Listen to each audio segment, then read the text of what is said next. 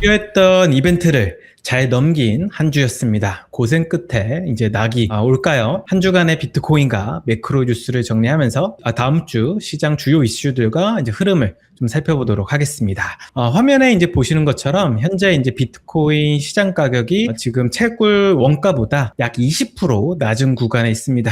쉽게 말하면 일부 채굴자 입장에서 비트코인을 새롭게 막 채굴을 이제 하더라도 이제 수익성 측면에서 굉장히 부담스러운 환경이라는 뜻이에요. 이런 구간이 이제 오래 지속되면은 이제 전력비가 뭐 높거나 장비 효율이 낮은 채굴자부터 계속 이제 압박을 받게 되는 구조인데, 이제 운영비를 감당하기 위해서 결국에는 비트코인을 시장에 매도해야 할 가능성이 계속 이제 커질 수도 있습니다. 그런데 이제 해시레이트를 좀 살펴보면은 아직 채굴 투입 자체가 크게 이제 꺾인 모습은 좀 아니더라고요. 그래서 높은 수준에서 계속적으로 변동을 보이고 있지만 전체적인 이제 네트워크 투입되는 컴퓨팅 파워는 여전히 이제 견조하게 유지되고 있다. 이런 측면에서는 좀 긍정적이라 볼 수 있습니다. 이제 난이도는 해시레이트보다 조금 더 천천히 움직이는데 채굴자들이 아직 버티고 있지만 이제 경쟁 강도나 뭐 난이도 조정 주기를 거쳐서 좀 현실적인 게 좀 반영되고 있는 시기인 것 같습니다. 정리를 하면은 지금 이제 채굴 시장 전체가 비용 측면에서 부담스럽지만 그래도 좀 버티는 좀 시장이라 보시면 될 것 같고, 비트코인 가격이 이제 빠르게 회복을 못하면 앞으로 이제 채굴자 이제 매도 물량이 시장에 어떤 부담으로 이어지는지를 우린 좀 살펴볼 필요가 있습니다. 이번 주에 이제 또 ETF 수급을 한번 살펴보면요, 이제 빨간색 이제 선이 순유출을 이제 표현한 겁니다. 이번 주 비트코인 이제 현물 ETF 자체가 2억 2천만 달러 순유출을 기록하고 있어요. 기관 자금이 아직 비트코인으로 적극적으로 이제 들어오는 모습은 좀 보이지 않습니다. 다만 긍정적인 부분은 뭐냐면 화면에 이제 보시는 것처럼 이 막대기가 점차 짧아지고 있죠. 그 말은 즉슨 순유출 규모도 2주 전 대비해서 굉장히 많이 줄어들고 있다. 그래서 유출이 둔화되는 흐름이다라고 보시면 될 것 같습니다. 근데 이제 비트코인 이제 가격 측면에서 좀 살펴볼 때 우리가 한 가지 우려해야 할 부분이 바로 생겼죠. 바로 스트래티지죠. 스트래티지가 사실 우선주를 발행해서 이제 시장에서 흥행을 했었습니다. 근데 이제 최근에 이 우선주가 목표치 이제 100달러보다 약 17% 낮은 수준에 이제 거래가 되면서 이제 우려의 목소리가 굉장히 이제 커지기도 했습니다. 그 스트래티지가 원래 단순히 비트코인만 막 모아가는 이제 기업이 아니고 주식이나 뭐 전환사채나 우선주 같은 다양한 이제 자본시장 상품을 통해서 자금 조달하고 그것으로 이제 비트코인에 이제 추가 매수를 이제 하는 기업이다 보니까 우선주가 이제 꽤 많이 흔들리게 되면은 결국 앞으로의 자금 조달이 원활하게 이어질지 굉장히 의문감이 들잖아요. 그래서 사람들은 이제 사실 이 우선주에 배당을 주는 거는 당연히 하겠지, 뭐 비트코인 매도해서라도 하겠지라고 생각을 하고 있는데, 앞으로 들어올 자금에 대해서 조금 걱정을 많이 하고 있는 것 같아요. 그러면서 이제 비트코인을 2028년까지 뭐 몇 개를 매도한다 뭐 이런 얘기도 지금 시장에 나오고 있기 때문에 결국 스트래티지가 올린 이 비트코인 가격이지만 현재는 굉장히 스트래티지가 좀 부담되는 상황에 와 있다, 여러분들은 생각하면 될 것 같습니다. 이더리움으로 한번 넘어가 보면 이제 현물 ETF에서 1천만 달러 정도 순 유출을 이제 기록했습니다. 이제 막대기가 굉장히 이제 짧아졌고 결국 비트코인 유출보다도 훨씬 더 줄어들었으니까 이더리움이 ETF 이제 유출로 인한 가격 압박을 좀 덜 받고 있다라고 보시면 될 것 같아요. 이제 좋은 소식 한 가지 좀 말씀드리면 바로 이제 비트마인이 이제 연 9.5%에 해당하는 이제 배당 우선주를 이제 발행했습니다. 결국에는 자금 조달한 이제 현금으로 이더리움 계속적으로 매입할 수 있다는, 그래서 어느 정도 하방을 좀 막아줄 거라는 이제 기대감이 시장에 좀 생긴 것 같고요. 이제 반면에 이제 이더리움 어떤 재단에서 좀 이슈가 이번 주는 하나 좀 불거졌는데, 주요 인력이 계속적으로 이탈되고 있습니다. 이제 오랫동안 이더리움을 개발했던 주요 인력들이 이탈되고 단순한 그 인력 이동이 아니라 재단 내부의 의사결정 구조에 영향을 끼칠 정도로 많이 나가고 있다고 합니다. 그래서 컴파운드 이제 운영진도 이더리움 재단 인력 이탈하는 것에 대해서 굉장히 이게 좀 부정적으로 의견을 개진하기도 했고, 최근에 이제 재단 내에 속해 있는 개발자들이 자기네들이 투자한 이제 프로젝트를 막 이렇게 밀어주는 모습을 좀 보이고 있어서 이거 이해관계 가계 상충 문제도 불거질 수 있다라고 하면서 이제 비판하기도 했습니다. 결국 이더리움 자체에 굉장히 많은 자금들이 이제 끼고 있는데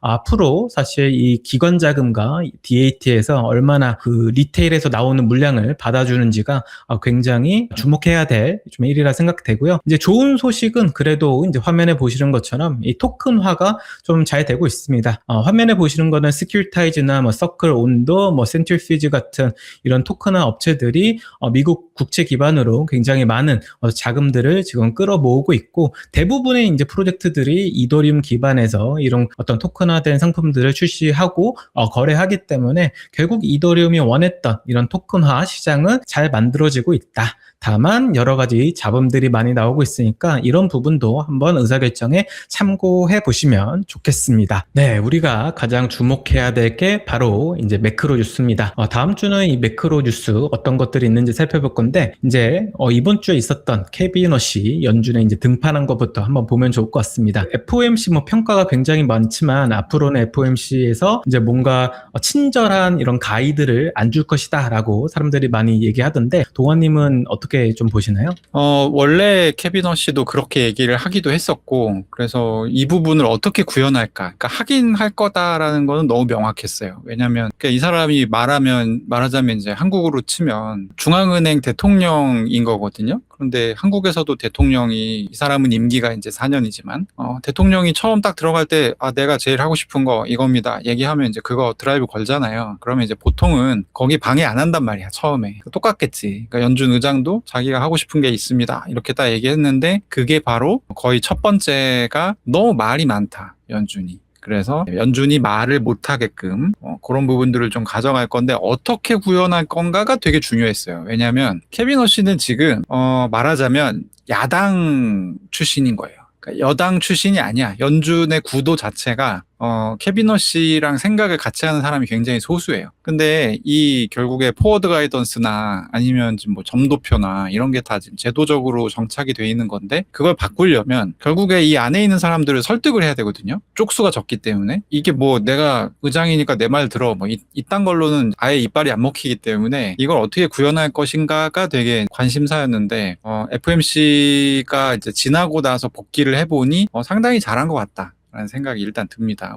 우리한테는 뭐, 우리가 원하는 건 이제 어떻게든 금리 인하하겠다 이런 얘기였겠지만 그런 얘기는 전혀 안 했고, 그래서 저희한테는 안 좋았지만 장기적으로 볼 때는 상당히 전공법을 선택을 한 것 같다.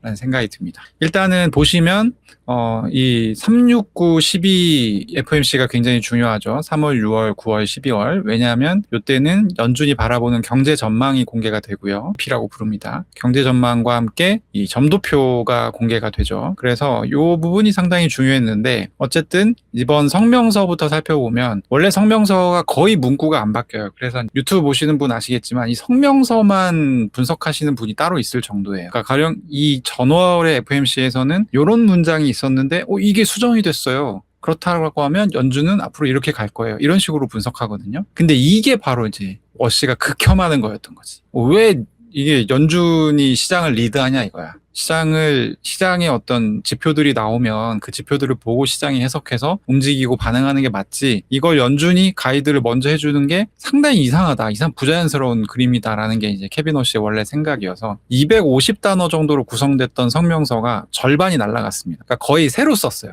그러니까 문장 하나가 바뀌어도 사람들이 막 거기다 의미를 부여했었는데 그냥 아예 그걸 다 지우고 아예 처음부터 새로 써버렸어요. 그래서 이게 이제 절반 정도로 상당히 간소화가 됐고, 이 과정에서 뭐가 없어졌냐면 포워드 가이던스라고 하는 지금까지 연준이 이제 운영을 할 때 일종의 원리 원칙 같은 그런 비슷한 부분이 아예 삭제가 됐어요. 그래서 포워드 가이던스 이제 안 하는 걸로 얘기가 돼버렸고, 그리고 그동안에 우리는 뷰가 인상보다는 지금 인하 쪽에 가까운 뷰를 가지고 있다라는 게 이제 그 성명서 안에 포함이 돼 있었는데 그 문구도 삭제가 됐습니다. 그리고 뭐가 추가가 됐냐면 연준이 물가 안정을 어떻게든 강력하게 달성할 것이다 라는 취지의 문장이 추가로 삽입이 됐어요. 근데 이게 뭘 의미하는 거냐면 4월까지는 연준이 뭘 보고 있었냐면 고용시장이 불안한데 저거 부서지면 우리 바로 인하해야 된다. 이게 이제 연준의 입장이었어요. 그렇기 때문에 인하 편향을 드러내는 문구가 남아있었던 건데 이 물가 안정을 달성할 것이다 라는 문장을 굳이 집어넣었잖아. 그럼 뭐야? 이거 자체가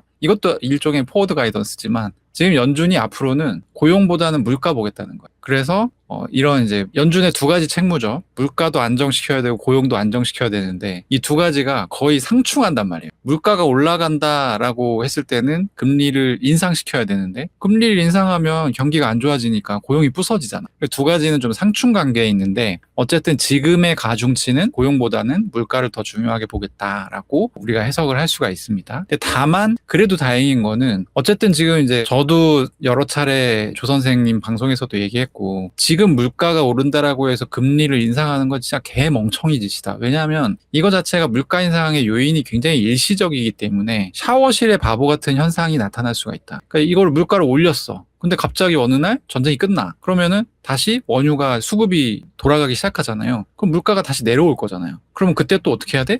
금리를 내려야 돼요. 근데 이 금리를 올리고 내리는 거에 어떤 이 실물 경제에 미치는 효과는 거의 한 6개월 이상 시차를 두고 움직이거든요. 그렇게 되니까 이게 괜히 올렸다가 내려가지고 실물 경제에 굉장히 혼동을 주게 되는 결과를 낳게 된단 말이에요. 그래서 이렇게 이제 어떤 공급적 충격이 있을 때는 물가를 안 올리는 게 맞다라는 얘기를 계속 제가 했었는데 워시도 이번에 어쨌든 연준의 전체 분위기 자체는 금리 인상 쪽으로 잡히긴 했지만 명확하게 성명서에 얘기한 게 물가 상승의 원인은 이 공급적 충격이다. 그래서 이게 일시적 요인이라는 거예요. 그래서 이제 언제든지 이게 해결이 되게 되면 이 물가 상승의 원인 때문에 금리 인상 기조로 우리가 갈 생각을 하고 있지만 그게 다시 되돌려줄 수 있다라는 단서는 남겨뒀습니다. 그리고 이제 요게 아까 얘기 드렸던 SEP 경제 전망인데 보시면 올해 말 물가 전망 중앙값은 원래 3월까지는 2.7%였어요. 근데 이게 3.6%로 상승을 했습니다. 그리고 성장률, GDP 성장률은 2.4에서 2.2%로 조금 내려갔고 실업률도 4.4에서 4.3으로 내려갔어요. 그리고 이제 이런 변동에도 불구하고 장기 성장률, 그러니까 몇 년을 텀을 두고 보는 GDP 성장률은 2%, 그리고 롱거런 금리라고 해서 장기 중립금리 혹은 그냥 중립금리 보통 이렇게 부르는데 이게 충분히 시간이 지난 후에 금리가 어느 정도가 적절하냐? 3.1%. 그러면은 지금 동결을 해서 3.75니까 아직도 2번 이상 금리 인하를 해야 된다는 얘기죠. 그런 이제 장기 금리는 과거랑 바뀐 게 없어요. 그대로예요. 그러니까 단기적으로는 상당히 매파적으로 본 거지만 장기적으로 봤을 때는 우리의 뷰는 바뀌지 않았다라는 것이 이제 이번에 연준에서 보낸 메시지가 되겠습니다. 자, 그리고 이제 기자회견도 사실 시간이 좀 줄었어요. 계산해 보니까 이제 파월 대비 한 반 정도 쓰더라고요. 한 30분 조금 안 됐던 것 같은데. 케빈 워시가 첫 번째 데뷔전이었음에도 불구하고 기자들이 굉장히 물어볼 게 많았겠죠. 그럼에도 불구하고 이렇게 기자회견 자체에 많은 시간을 할애하지 않았고요. 핵심적으로 한 가지만 꼽으라고 하면 이제 태스크포스를 5개를 만들겠다라고 한 부분이 굉장히 중요했던 것 같아요. 이게 5개의 태스크포스가 커뮤니케이션, 대차 대조표, 데이터 활용, 생산성과 고용, 그리고 인플레이션 프레임워크 5가지 분야로 나눠가지고 태스크포스 만든다는 거고 대부분의 인사들이 연준 인사들을 기용할 것 같지만 약간 음모론 좋아하시는 분들은 여기 재무부 인사들이 또 들어갈 거다 이런 얘기 하고 있어요. 그러니까 즉, 이 태스크포스는 지금 연준이 금리를 결정하는 작업을 수행함에 있어서 가지고 있는 판단 기준이나 그리고 이제 데이터를 해석하는 어떤 관행 이런 부분들이 있는데 그걸 전면 재검토해서 지금 뭔가 뒤떨어진 어떤 기준이 있다고 하면 그것들을 개선하는 내용의 그런 작업을 하는 태스크포스거든요. 근데 여기에 이제 지금 재무부 인사들이 들어온다. 일부라도. 그러면 어떻게 되겠어요?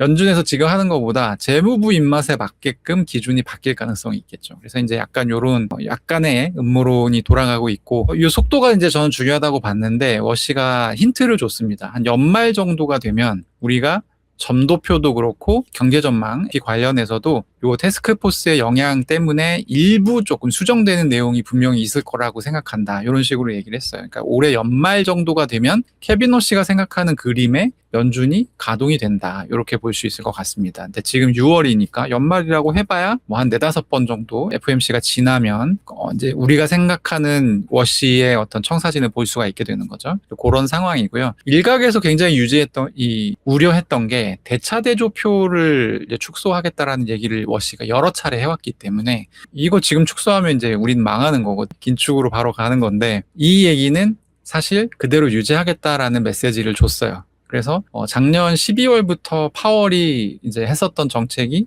지금 대차대조표 안에 있는 장기물이 만기가 되면 같은 액수의 단기물을 사는, 그래서 듀레이션을 줄이는. 제가 이것도 분명히 대차대조표 축소의 개념에 들어간다라는 얘기를 여러 차례 드렸는데, 그러니까 실제로 파월이 그렇게 했던 정책을 워시도 당분간은 계속 이어받아서 할 것으로 보입니다. 왜냐하면 이게 논리상으로 볼 때 이것도 대차대조표 축소기 때문에 워시가 할만해요. 근데 아주 워시가 처음에 이제 과격하게 대차대조표를 강제로 뭐 이렇게 갖고 있는 자산 다 팔고 더 안 사고 이런 식으로 하지 않겠느냐라고 이제 우려를 했던 거에서는 다행히도 그런 우려는 좀 없어졌다. 당분간은 요 정책이 유지될 거다 이렇게 얘기를 했습니다. 그래서 결론적으로 보면 우리가 이제 생각했던 건 물가가 높지만 이거 뭐 전쟁 때문에 그런 거고 전쟁 끝났잖아. 그리고 이제 트럼프가 굉장히 후다다닥 해서 FOMC 전에 딱 끝내줬잖아요. 전쟁을 휴전을 시켜줬잖아. 그래서 워시가 전쟁도 끝났으니까 뭐 물가는 걱정 노노 뭐 약간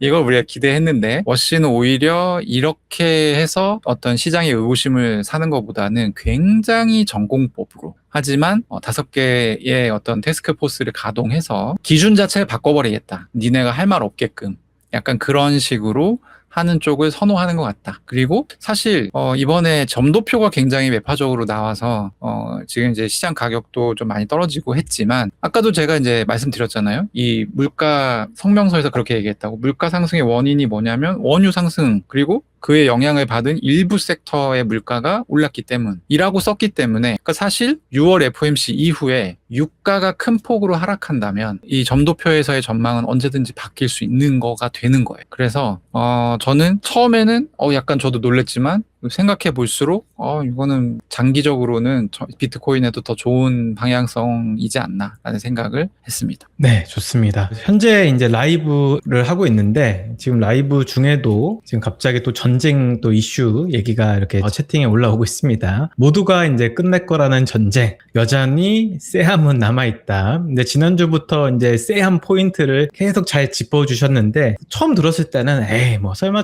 저렇게 가겠어? 라고 했는데 진짜 그렇게 가고 있습니다. 동원님. 네. 이거 지금 어떻게 도대체 되는 걸까요? 이거 끝낼 수 있나요? 자꾸 이스라엘이 옆에서 이렇게 잘 안 되게 좀 뭐 문제를 일으키는 것 같습니다. 이거 어떻게 될까요, 동원님? 사실 여러분들에게 약간 함정이지만 모두가 끝날 거라는 전쟁 여전히 쎄함은 남아있다, 이 이제 제목 있잖아요. 저번 주에 썼던 제목입니다. 근데 아직도 이게 남아있어요. 그러니까 휴전이 된 이후에도. 이 기사 같은 경우는 이제 6월 16일에 나왔던 기사입니다. 6월 16일이면 이번 주 화요일이었죠.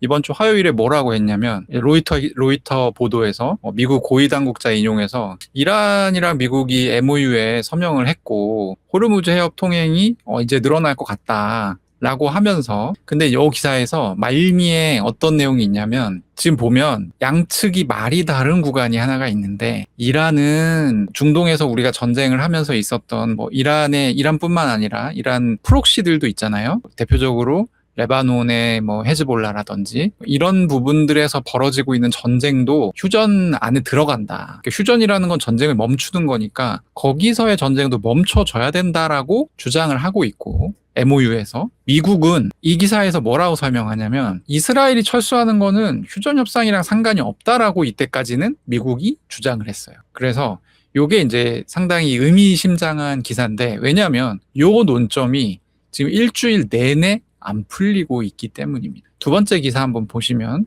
약간 하루 정도 지나니까 구체적으로 14개의 항이 공개가 되기 시작하죠, 언론에. 그래서 여러 가지 내용들이 들어가 있어요. 레바논 포함해서 전선 중단하고, 호르무즈 해협 통항 재개하고, 이란은 봉쇄 풀어주고, 제재도 면제해주고, 그리고 이제 재건 기금 같은 거 이제 3천억 달러 얘기가 이제 포함해서 여러 가지 얘기 나오고 있는데, 요때부터 미국의 어떤 기조가 약간씩 바뀌기 시작해요. 이 화요일에 로이터 기사가 처음 나왔을 때만 해도 이스라엘은 이 협상 안에 안 들어가는 거였어요. 근데 여기 14개 항을 공개를 했는데 들어가 있는 거예요. 계산은 해석에 약간의 여진이 있지만, 수요일부터는 레바논에서의 이스라엘을 포함한 어쨌든 그러니까 전투행위 안 하는 것이 이 MOU 안에 들어가 버려요. 그러니까 이제 이거 뭐예요? 미국이 양보한 거예요. 급한 거야. 그러니까 제가 지금도 가지고 있는 의문점 중에 하나가 뭐냐면, 아니 왜 이렇게 이번 주에 급하게 휴전을 했지? 그래서 사실은 FOMC 이전에 어떤 강력한 확신을 갖고 있었냐면, FOMC가 열리기 이전에 트럼프가 휴전을 마무리해야만 하는 어떤 이유가 있나 보다 라고 생각을 했어. 그게 그러니까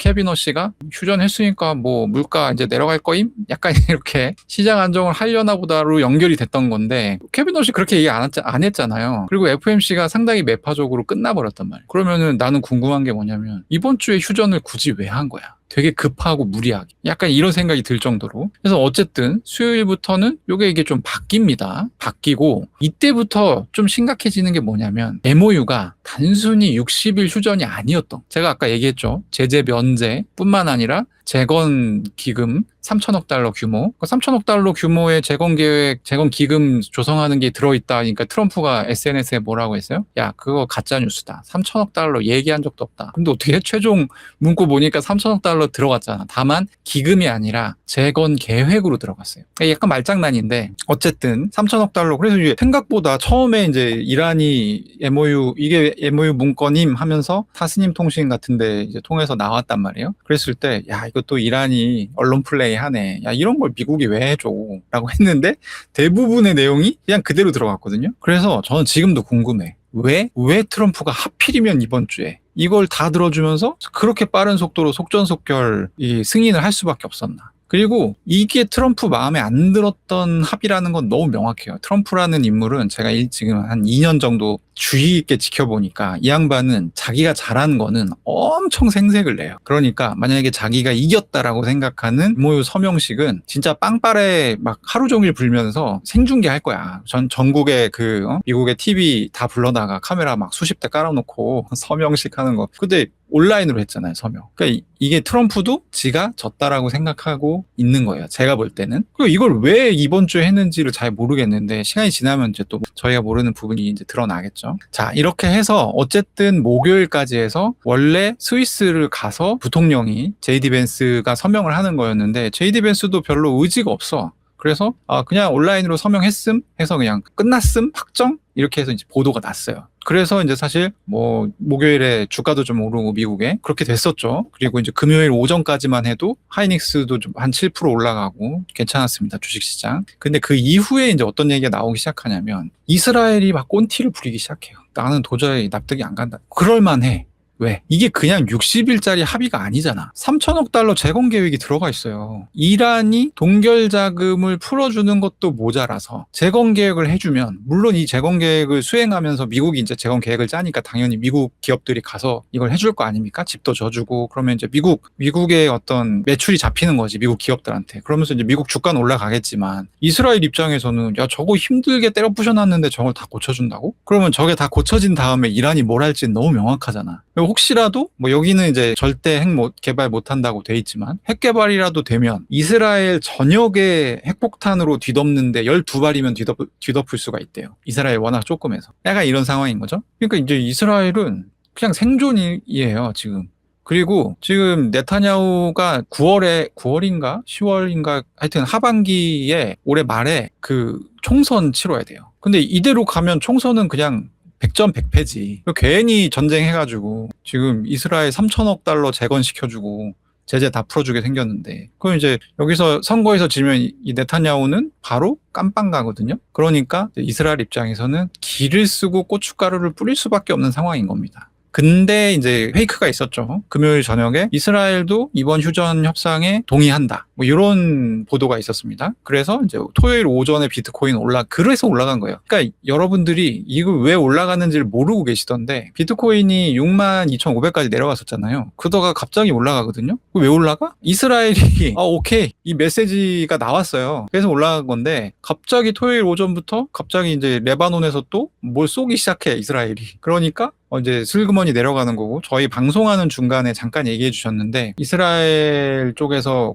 이렇게 하니까 그 이란의 하메네이도 그런 발표를 했었어요. 그러니까 내가 최고 지도자인 내가 이번 MOU가 100%가 마음에 들어가지고 승인을 한 게 아니다. 대통령이랑 외무부 장관이 하도 빨빨거리면서 열심히 하는데 내가 거기다가 찬물 끼얹을 수 없어서 승인한 거야. 이렇게 얘기를 했단 말이지. 그러니까 이게 이제 고도의 정치적인 메시지죠. 왜냐하면 이란의 혁명수비대 이런 애들은 아직도 불만이 가득하거든. 야, 이거 우리가 이기고 있는 전쟁인데 휴전을 왜 해주냐. 그러니까 이제 하메네이가 걔네들 달래려고 나도 사실 마음에 들지 않았는데 그냥 대승적인 차원에서 그냥 이렇게 가자 한 거예요. 근데 토요일 아침에 이스라엘이 레바논 공격하니까 때는 이때다. 그리고 아까 한 10시, 밤 10시 정도부터 이제 메시지 나온 게 이란 군 부대에서 혁명수비대 쪽에서 야, 호르무즈 다시 막겠다. 이 메시지가 나온 거죠. 그래서 비트코인 지금 63,800까지 갔다가 다시 63,000대로 초반으로 내려오게 되는. 그러니까 물론 이제 $500, $1,000 차이고 퍼센테이지로 하면 뭐 1.5%, 1% 정도의 차이지만 어쨌든 비트코인이 명확하게 이 부분에 대해서 여전히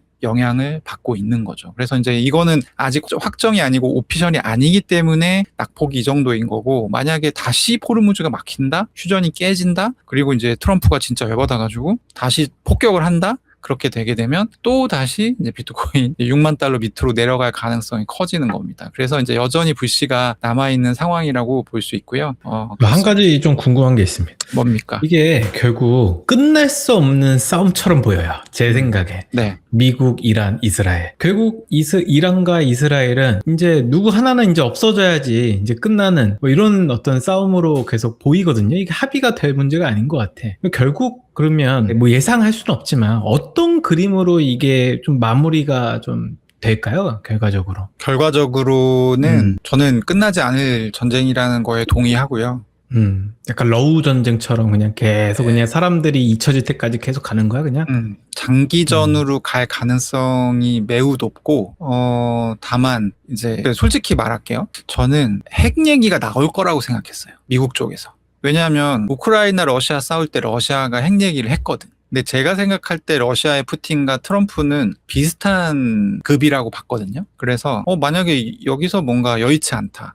그러면 핵 얘기가 나올 수 있을 거라고 봤는데 그게 이제 저의 오판이었어. 그러니까 결국에 휴전을 이렇게 안 좋은 조건으로, 미국의 안 좋은 조건으로 휴전을 하면서도 트럼프는 어떤 입장을 계속 견지했냐면, 야, 핵미사일 같은 또라이 같은 얘기 하지 마라. 이런 얘기를 2차례 정도 했던 걸로 제가 알고 있는데 안 쓰겠다는 얘기지. 근데 해가 쓰면 답 없어요. 이스라엘을 미국이 포기할 수 있느냐? 어렵거든요. 그리고 지금 이제 어떤 기류가 보이냐면, 야, 트럼프는 트럼프고 나부터 살아야겠다. 공화당 내에서도 이런 기류가 지금 관측이 되고 있어요. 그러니까 트럼프가 최근에 이제 트루스 소셜에 올리는 글을 유심히 보셨던 분은 아시겠지만 60% 이상이 선거 얘기입니다. 자기가 밀어주는 후보가 이렇게 내가 밀어줘서 얘가 결국에 당선됐다. 이 얘기예요. 떨어진 애들 얘기는 없어. 그리고 이제 배신하는 애들 다 때려 죽여야 된다. 이게 트럼프 SNS의 거의 빈도의 60% 이상입니다. 그러니까 그만큼 내부 단속을 신경을 쓰고 있다는 거죠. 그래서 어쨌든 제가 볼 때 내가 이스라엘이라도 이걸 그냥 넘어가기는 어려워요. 어렵고 트럼프는 이스라엘한테 쓸 수 있는 경고를 다 했어요. 이미. 그 F로 시작하는 욕도 막 해가지고 헤드라인이 그걸로 잡히고, 트럼프가 네타냐후하고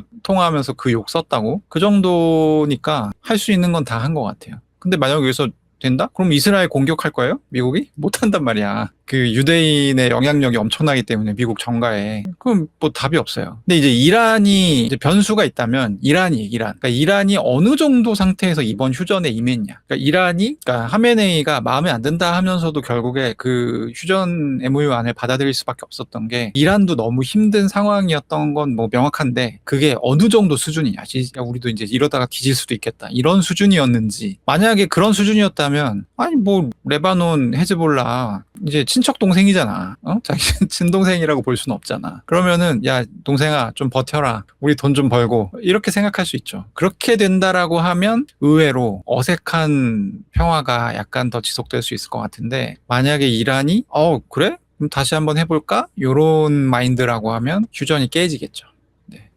이거 굉장히 좀 길어질 것 같은 불길한 좀 예감이 좀 들긴 합니다. 결국 그러면 또 우리가 봐야 될 거는 또 유가죠. 유가가 이제 최근 굉장히 많이 이제 다시 내려왔었습니다. 근데 오늘 이제 또 전쟁 소식 나면은 또 이제 슬슬 올라갈 것 같은데, 네. 동환님은 이거 유가 어떻게 보시나요? 유가가 내려가는 속도가요, 지금 상당히 빠른 편입니다. 왜냐하면 저거는 우리가 보는 유가는 대부분 선물 유가예요. 현물은, 그러니까 사실 현물과 선물은 좀 다르잖아요. 선물이 미래 유가인 거잖아요, 말하자면. 근데 현물 유가는 여전히 그 수급이 되게 여의치가 않아서 좀 쇼티지 상황이에요. 그래서 이렇게 내려가기 어려운데, 어쨌든 호르무즈가 빨리 열리고 뭐 이게 해결이 될 거라는 기대감 때문에 유가는 굉장히 빨리 내려가고 있는 거고, 비트코인 같은 경우는 지금 제일 빠른 전망은 한 7월에도 뭐 깜짝 금리 인상 있을 수 있다, 이런 하우스들도 있긴 해요. 근데 헤드워치에서 나오는 전망은 9월 정도에는 금리 인상이 있을 거다. 거꾸로 무슨 얘기냐면, 유가가 전쟁 이전 수준, 65달러 밑으로 빨리 내려가 주면 연준이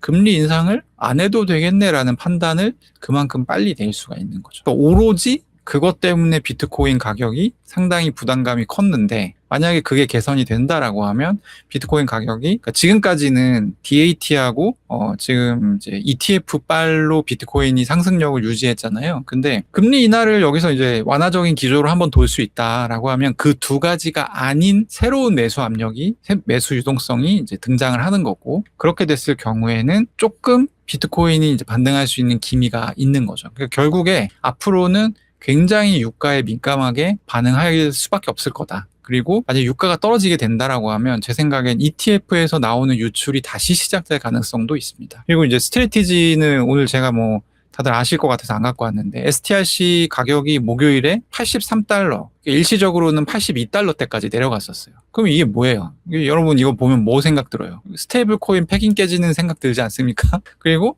STRC는 이렇게 되고 있는데, 지금 스트라이브라고 해서 걔네가, STRC는 15일마다 이자를 줘요. 배당을 주고 매일 배당을 주는 애들이 또 있어요. 근데 걔네는 또 펀딩이 잘 되고 있어. 그러니까 내가 볼 때 이거 비트코인에 대한 어떤 불신이라기보다는 스트래티지라는 기업에 대한 불신이거든요. 그러면 얘네는 그때 STRC가 막히잖아요. 추가로 펀딩할 수 있는 수단이 이제 거의 상당히 피곤해져요. 그렇게 되면 얘네가 뭘 할 수 있냐? 비트코인 파는 거 말고는 할 수 있는 게 없지 않냐? 약간 요런 이제 우려가 있는 겁니다. 그래서 어쨌든 과거 어느 때보다도 유가의 향방이 비트코인 가격에 상당히 중요해져 버렸다. 그리고 혹시라도 ETF에서 다시 매물이 출회되고 1억 달러 이상, 뭐 1억, 1.5억 달러 이상의 순유출이 계속 이제 또 한 이틀 이상 찍히기 시작한다. 그러면 주의를 하셔야 됩니다. 그럼 동원님은 이제 일단 다시 돌아와서 우리 이제 가장 중요한 건 뭐겠습니까?